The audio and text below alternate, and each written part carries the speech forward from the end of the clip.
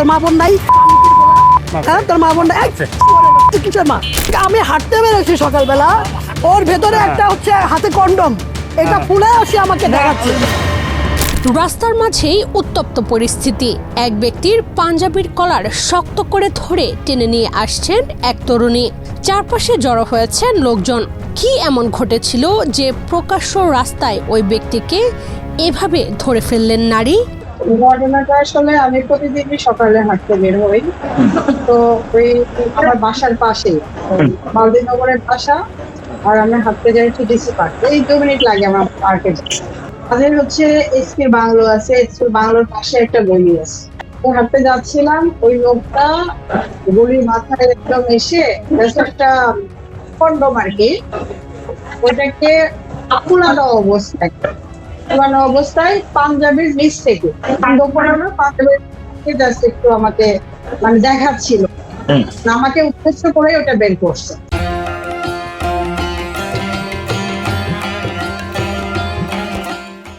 ভুক্তভোগীর অভিযোগ, নির্জন রাস্তায় ওই নারীকে একা পেয়ে অশালীন প্রস্তাব দেন দাড়ি টুপিওয়ালা ওই ব্যক্তি। মুখে কিছু না বললেও পকেট থেকে কন্ডম বের করে নারীর উদ্দেশ্যে আপত্তিকর ইঙ্গিত করেন তিনি।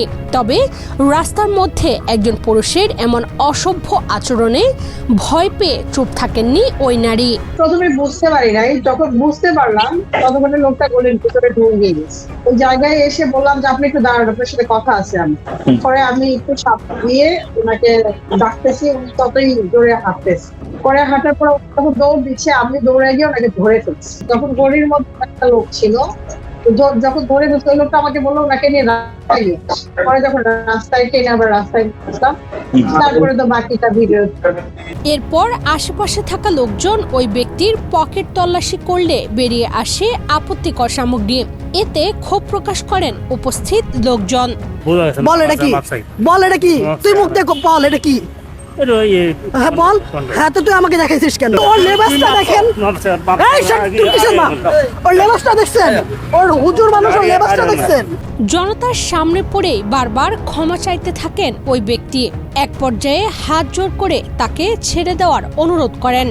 আসলে ক্ষমা চাচ্ছিল ওটা তো বাঁচার জন্য, মানে ও একদম ওই সিচুয়েশনে পড়ে আর কি করবে, আর কিছু করার। পরে এই ঘটনার একটি ভিডিও সামাজিক যোগাযোগ মাধ্যমে প্রকাশ করেন ভুক্তভোগী নারী।